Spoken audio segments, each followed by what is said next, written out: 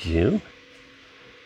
This is my 2005 Ford F-250, and it doesn't run very good. It's been throwing some weird codes, like it seems to always say cylinder number 2 is misfiring.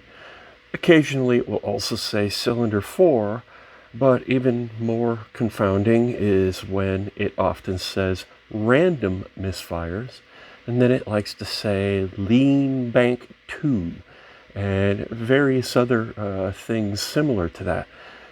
So I do have a new set of spark plugs and a new set of coils, but thinking with all of that stuff being weird, I'm wondering if it is maybe like a vacuum leak, and maybe a vacuum leak near or between cylinder 2 and 4, like intake manifold gasket. It's possible. That would be worst case scenario. But because I don't like worst case scenarios, I started thinking maybe it's because it's getting bad information. So the first thing up is the MAF sensor, the mass airflow sensor. And this one, when I looked at it, it looked pretty corroded and dirty. And I know that's the outside, it doesn't really matter. But then when I look at the inside, it's got some weird, I don't know. I know you can clean these, so I will attempt to clean this and see how that works out. But meanwhile, I ordered a new one here off of Amazon from Advanx Automotive Technologies. And you know it's going to be high quality because right there it says genuine quality, quality assured firm, authoritative certification, quality parts. Wow, I wonder where they won the authoritative certification. Anyway, I'm going to put this beautiful new replacement piece in and see if that cures our engine problem. Wouldn't that be nice if $20 sent to China makes my engine run correctly? Well, we'll see. The new quality sensor is in place right there. 2 screws. They're T20s. Well, it's all back together. Okay, well, I took her for a drive a few miles, and my little hopeful sensor replacement did not change anything. I scanned a little bit more, and this thing, when you come up to a stop, after you're driving, you come up to a stop sign, and it idles suddenly too slowly and occasionally even dies. And then it threw code P0012, which talks about the camshaft. The position is over retarded. And these symptoms I've been reading could indicate a bad oil solenoid here. This is called I believe it's called the VCT solenoid. And there's one on each side. And the shop manual says to remove the valve cover in order to get this out, and I'm going to not do it that way. I'm going to try to just pull out this gasket, this rubber seal, and then carefully reach in, unscrew the single screw, and replace. And in keeping with the high quality parts that we're using, I got some super cheapy, made in China replacements from Amazon. And I think they cost, I think the seals and the 2 solenoids, I believe, were about $40. So, another $40. I'm throwing good money after bad, but we'll see how this works. Okay, we're going to do the passenger side first. And as you can see, I have already unplugged the little plug there. You just got to press in on the side. And now what I'm going to attempt to do is get a screwdriver or something. Maybe I've got a better type of pry tool and get under the edge and see if I can get that to shift just enough where I can grab it with some pliers and then pull it out. All right, that wasn't too bad. I used a screwdriver, pried around the edge here, got it sticking up enough where I could grab it, and I grabbed it with some end cutters. Let me show you. I grabbed it with these guys, and without closing down so hard that it cut the piece off, I just grabbed it and then used it as a rock fulcrum, and it just popped it, and it came right out. Hooray. Okay, so looking at the new part here, and the screw is captured. That's good.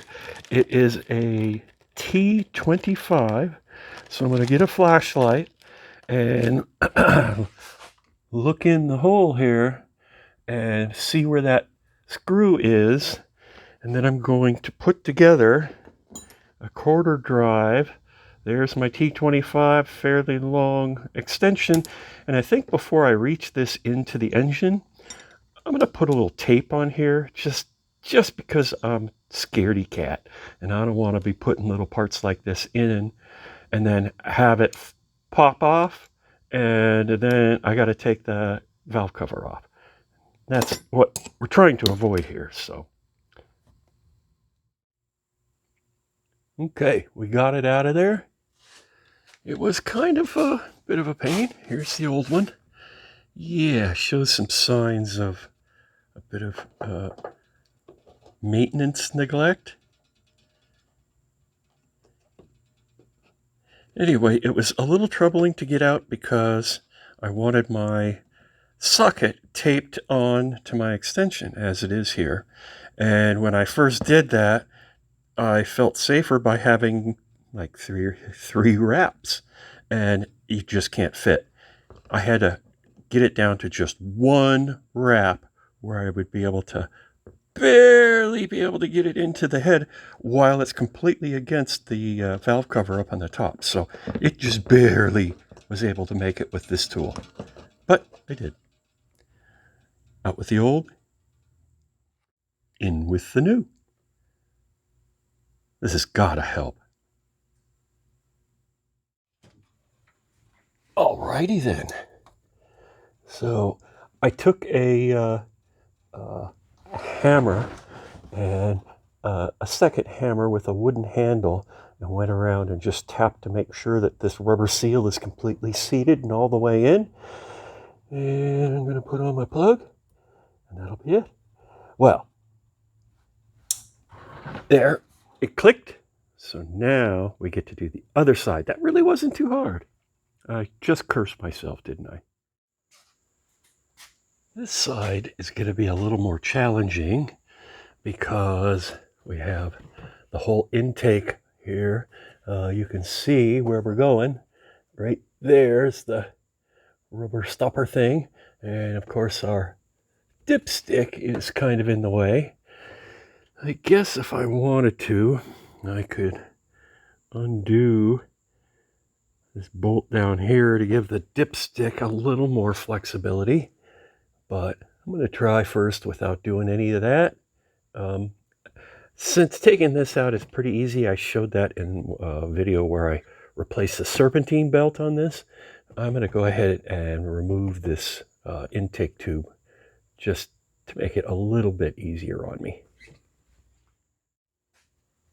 That certainly improves the view and access. So, yeah, I don't know how much taking that out is really going to gain me. So, let's just see. I'm going to take my screwdriver to this small one because it's a little bit further away from the plug. The plug fits in here a little bit off center, and there's a big tab and a small tab. And that's so you can only put the new one in one position. So let me get my screwdriver. Okay, it's coming up a little there. You want to be careful when you're doing this. You don't want to drop any debris into the hole, so it's better to not let any of this stuff break up. Okay, it looks like it's up there pretty good. Let me try to get this other side up a little more, and then I'll switch over to my end cutters and see if it'll pull off. Oh yeah, I still gotta undo the plug. Well, that first one took, what, maybe a minute?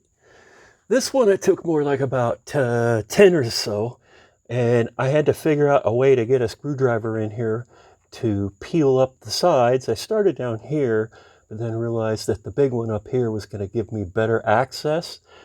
So once I got the little lip kind of peeled up, it seems like there's metal in these original ones.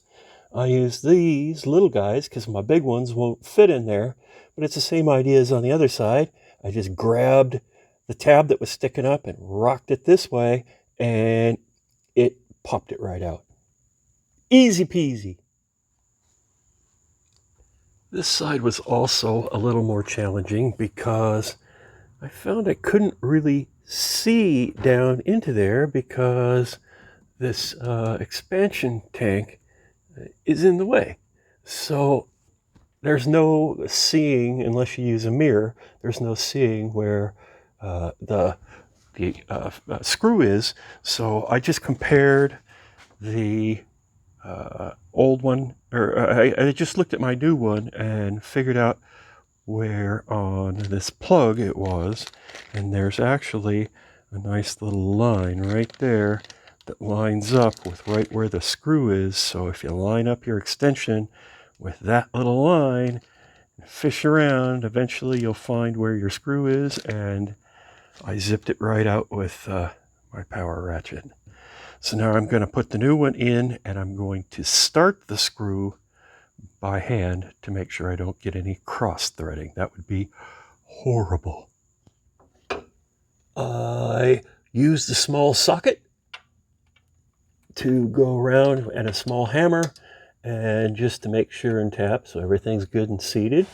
And now I'll plug it in, and look at how close I got here. Because again, this is too tight to actually, it's too tight to have any tape on here at all. So I replaced the tape like 3 times. And I mean, every time I go in there, it's with new tape. And this is after installing the new one. Oh, it would be so awful. And it's tight getting this in and out of there. So it's totally conceivable that this edge could catch on something on the way out, and then the socket drops in, and then you're done. Be careful. Now, before I put any of this back together and test it out, I think I'm going to also pull off the air box all the way, and I'm going to, I think it requires like those 4 stud things to be taken off. Of course, I'll unplug my mass airflow sensor again, and then pull this air box off, and that will expose the throttle body. And then I think it's just a couple of plugs and maybe a hose and 4 bolts or nuts, whatever they are, to remove the throttle body. And then we'll take a look at that and give it a good cleaning. And then I'm going to reset the whole brain in here, discharge all of the saved information, and then start her up once we put it back together and let the truck relearn all of its idle information. So in order to clear the capacitors, so all the memory of its previous fuel mixture profiles and all of that, this kind of stuff that it has to learn through a certain length of time, I have disconnected the ground off of the battery, and now I've got this little jump wire to the positive side, and I'm going to touch it to the disconnected ground side, and that will discharge the capacitors. There might be a little spark, but there wasn't here. But that should discharge all the memory. So I'll have a completely clean memory starting from scratch. So I've unhooked this hose right here. You see that little green tab? You just have to slide it down a little ways, and then the hose pulls right off. It's fairly stiff. And I pulled out these studs that were here, and I should be getting close to lifting out the air box here.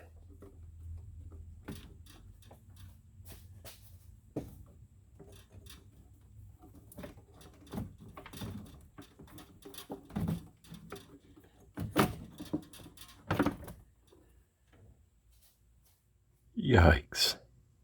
Look at that thing. Wow.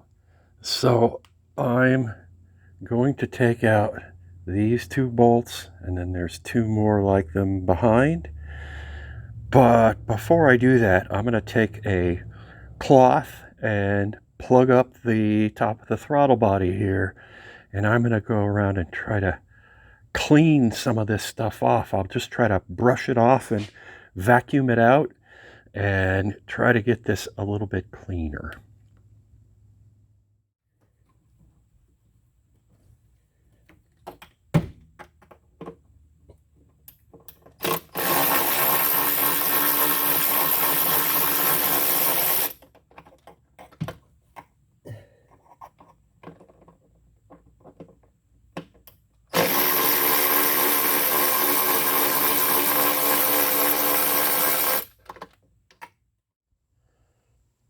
I've removed all four of the bolts completely. When you pull this throttle body off, you're going to have an open intake manifold. You don't want anything to fall into there. I'm going to get a bigger cloth and immediately plug it up once I remove this. I had to disconnect this plug right here, and it was a matter of pulling up this red thing and then wiggling it, and it was kind of stuck, but it did eventually come off. And I think I've got a connection on the other side there. So let me go get that one, and then we'll remove this thing. Oh, I'm just going to say, wow. Look at the carbon. Look at that carbon buildup right where the butterfly hits. It's just tons of it right there. So that's pretty bad. And then the other side looks pretty bad as well. So I'm going to take some mass airflow cleaner and try to clean this. I mainly just used these shop towels and CRC mass airflow cleaner, and it worked pretty good. Wear gloves.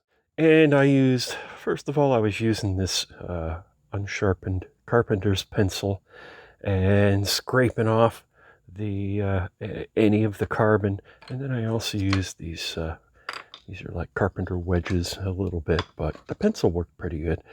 You want to be careful and not scratch the bore too much. Maybe even not at all. Okay, so now I'm going to put it back in. All right, we're all back together. I still have to reconnect the battery, and I just want to say real fast, this thing has been a game changer. This little power ratchet got at Harbor Freight. Don't remember how much it was, but I'm pretty sure it was less than $100. And it's just fantastic. It doesn't, it just is wonderful. It's got great reach. It makes my life so much easier when I'm doing this kind of stuff. Okay, time for startup. I'm going to start it up without touching the gas pedal whatsoever. And then I'm going to let it idle from dead cold like it is here until it idles itself all the way up to regular running temperature. So I'm going to let it idle for probably 15 minutes. I'm going to have everything off. Nothing on it at all. No headlights, no AC, no nothing. And then after about 15 minutes, I'll come out and turn on the AC and let it idle for another 10 minutes or so. And then maybe I'll take it for a little easy drive and see what happens. Okay, this is going to probably be a little, be quiet.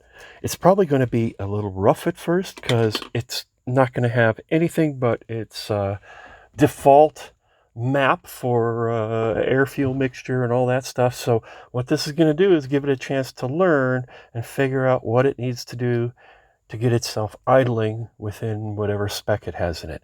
And hopefully it will do that. Okay.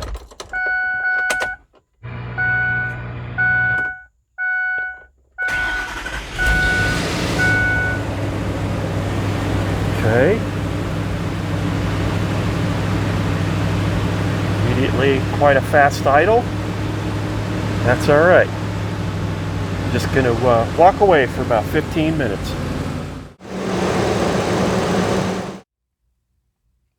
After another 15 minutes or so, the idle has settled down and seemed to be smooth and nice. So then I turned on the air conditioning, I turned on the headlights, I turned on the radio, the blower to give it some electrical load, and let it idle then again for another 10 or 15 minutes.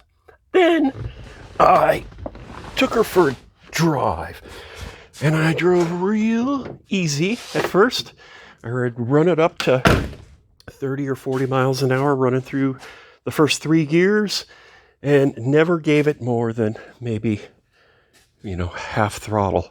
And it was a little bit rough. It bucked and jumped a little at first when I would lay on the gas a bit, but then eventually it smoothed out. Drove it about 12 miles, and after about mile 10, I started to roll into the throttle a little bit more. It was running pretty good. After about mile 8, it started to run pretty good. And then by mile 10, pretty normal feeling. So then I started rolling into it more, and it started bucking and hiccuping. And there was no check engine light had come on yet, but once I started giving her the beans a little bit, then it started to buck and kick, and the check engine light came on, and then it started to flash, and when the thing really started running poorly. The code it threw was lean bank 1, lean bank 2. So everything on this truck, all the other sensors, I've replaced except the oxygen sensors. So I kind of want to replace at least the forward oxygen sensors, but it's struggling for fuel under a heavy load is what it kind of feels like. So I'm kind of feeling like I should I replaced the fuel filter, and the fuel filter was just disgusting. I still have it here, the bowl and the filter. That junk in there is what came out of the tank side of this filter. And now, of course, all the gas is long since evaporated, but boy. So I'm going to suspect, and it's probably not the case, but I'm going to suspect there's some issue with the fuel pump, or perhaps there's a clog slightly in the pickup line or something like that. So because this bed is so nice, and the whole thing just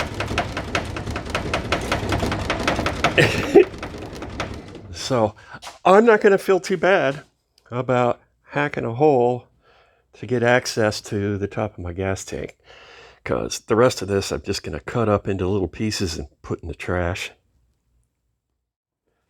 Meanwhile, all the other stuff I did really did improve it a lot. It completely solved all of my idling issues. It solved the stall when I would come up to a stop after driving. Almost every time I would come up to a stop, the idle would drop so low that it would about half the time just stall. That was completely solved. Hooray.